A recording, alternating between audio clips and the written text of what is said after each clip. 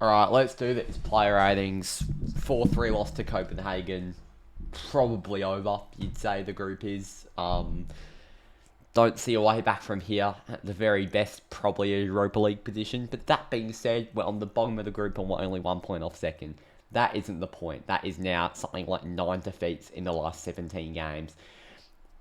United managers have been sacked for a lot better than that. But for some reason, Ten Hag still isn't the problem, and I completely agree. He isn't the problem. It is the club from the top to the bottom, and we're just going to continue to... If we don't have the squad, we are not going to win games, and there is no cohesion within the club or the squad to go away to a team like Copenhagen in a really intimidating atmosphere and pick up a result. We've gone and lost 4-3 for the second time this season in the Champions League. We lost to Bayern Munich 4-3, and I actually felt really good after that game.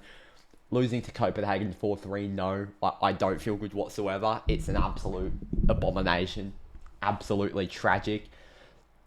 Doing the Player of the Year votes is probably the hardest this year. I mean, maybe not the hardest, but it was very hard to find players to give votes to. Some of the players just simply aren't up to standard for Manchester United, and we've known that for a long time. Let's just get into this. Onana. Well, I'll give him a 5. I don't...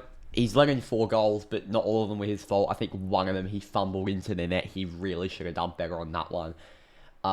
Yeah, I'd give Onana a 5, to be honest. A generous 5. Wan-Bissaka, he also gets a 5. People will say his defensive work was good in terms of slide tackling and blocking shots. But I think it was it the first or the second goal, one of the two. He's just left. He does it all the time for United. Like, he's a very good tackler, and we know that, and he's getting better going forward. But when it comes to marking a player on the back post, for some reason, Wan-Bissaka has an inability, and he does it time and time again for United, and that is his one downfall. He was shocking marking on the back post on one of the goals. Maguire, for me, probably a solid 6. I thought he was probably our best centre-back. Evans went off early. Varane didn't look at his absolute best. And I thought Maguire did a job, to be honest. By a job, he let in 4 goals, but the goals weren't his fault. He maybe got caught out of position a few times, but it didn't lead to conceding anything. Johnny Evans' 6 went off after 3 minutes. And that, I mean, our defensive depth, we've still got no Shaw, still got no Malacia, still got no Martinez. We're really, really thin. One more centre-back injury, and we're going to have to start makeshifting McTominay as centre-back. And, yeah, we're going to want that. Dalot, 5. Shit. I mean, I will back a 4. I thought Dalot was absolutely shit today. I thought his work rate was back down the gutters. And I actually think Dalot's been our best player this season. But for some reason, 2 out of the last 3 games, his work rate has been down the absolute gutters. I mean, we just completely lack balance. Like, I didn't think it was completely his fault.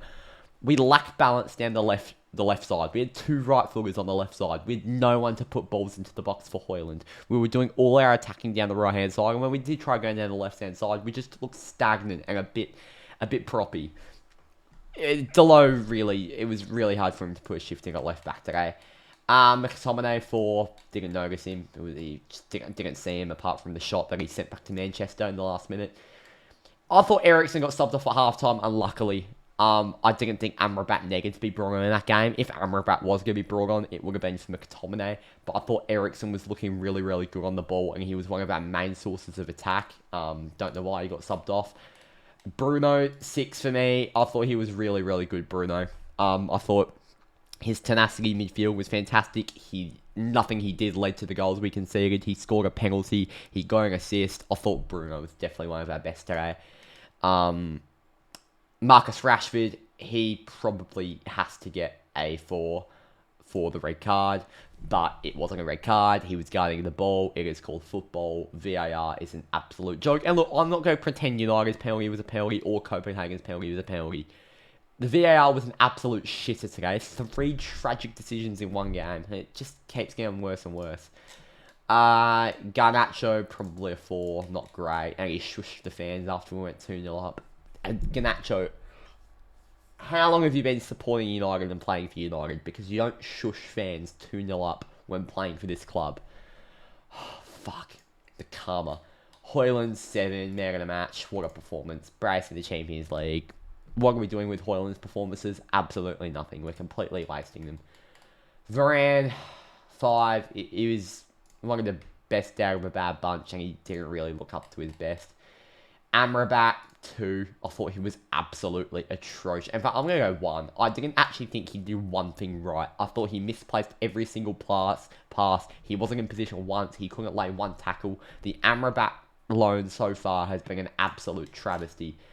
Mount 5 got brought into play as a false 9. He's never played there before.